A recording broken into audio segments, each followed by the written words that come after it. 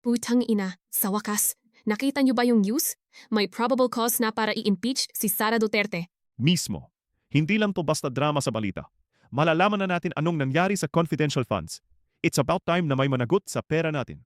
Grabe! Seryoso na talaga to? Akala to bardagulan lang sa TikTok. Aakyat na pala talaga sa plenaryo. Isipin mo, kung pati siya napatunayan nilang may probable cause, wala nang kawala yung iba pang mga lintas sa gobyerno. Exactly. Sana hindi lang to yung isang beses lang. Dapat lahat ng nakaupo dyan, Marcos man o Duterte, isalam sa audit para malinis na talaga tong bansa. Sa bagay, refreshing din makitan may big fish na nagigisa.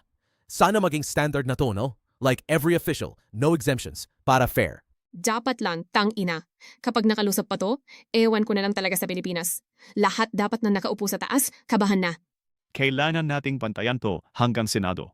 This is a precedent. Kung kaya nating gawin sa VP, kaya nating gawin sa lahat ng mga corrupt na feeling hari.